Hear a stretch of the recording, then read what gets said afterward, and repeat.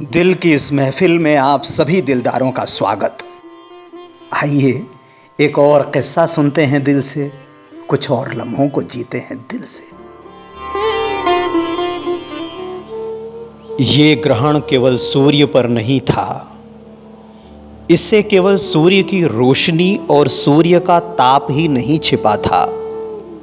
इस ग्रहण में केवल सूर्य ही पीड़ित नहीं था, केवल सूर्य पर ही संकट नहीं था, बल्कि ये ग्रहण था समूची धरती पर, समूची मानवता पर, समूचे जनजीवन पर, समूची उम्मीदों पर, समूचे ख्वाबों पर।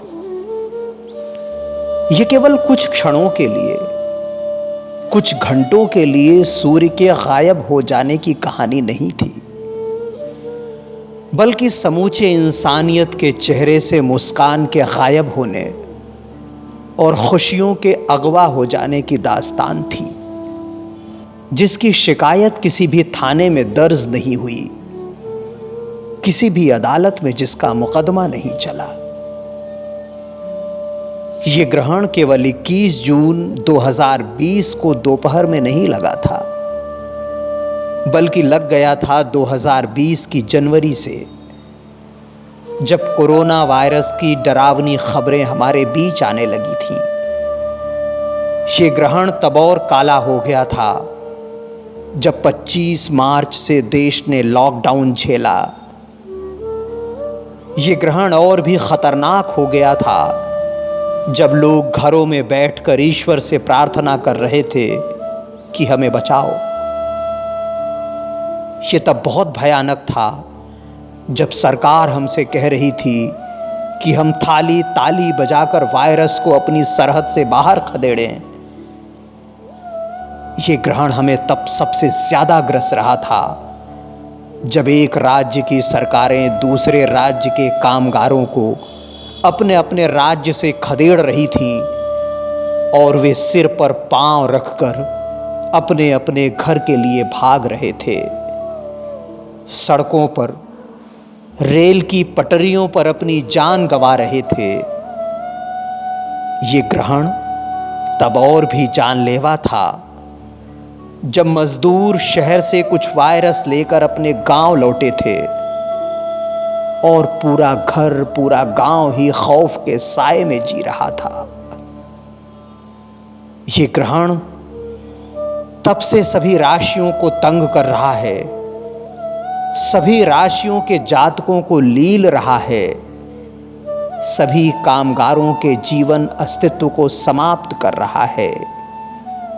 जब से देश का सबसे शक्तिशाली पुरुष यह आह्वान कर रहा है कि लोगों को नौकरी से न निकाला जाए, उनका रोजगार न छीना जाए, उनके पेट पर लात न मारी जाए, उनकी गृहस्थी और उनके सपनों पर गाज न गिराई जाए, बावजूद इसके उन्हें 2 जून की रोटी से वंचित किया जा रहा है। उनके सपनों की कब्र बनाई जा रही है, चुन चुन कर नौकरी से हटाया जा रहा है, अपना काम छोड़कर, रोजगार से हाथ धोकर वे अपने अपने गांव भाग रहे हैं।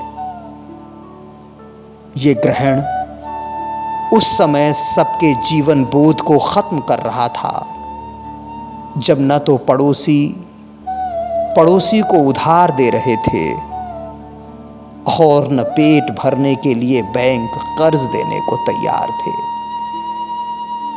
ये ग्रहण उस समय से सबको खत्म कर रहा है जब से एक दूसरे के बीच दूरियां बढ़ रही हैं। शरीर की दूरी दिल के दूरी में तब्दील हो रही है।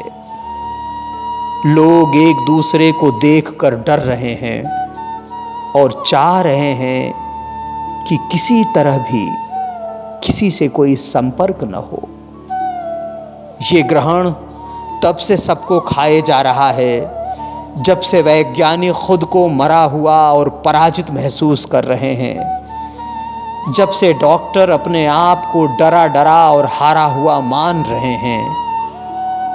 ये ग्रहण तब से मानव जाति को निर्जीव बनाए हुए है जब से गीत, संगीत और कलाएं सिर्फ सोशल मीडिया की खूंटी पर टंगी हैं। जब से सुरों का एकालाप चल रहा है, संवाद स्क्रीन के सामने हो रहा है। हमारी मातृभूमि पर यह ग्रहण तब से लगा है जब से चीनी सेना हमारे मुल्क की सरहद में दखल दे रही है, जब से चीनी सैनिक हमारे वीर जवानों को पीट पीट कर मार रहे हैं और वे मादरे वतन के लिए शहीद हो रहे हैं।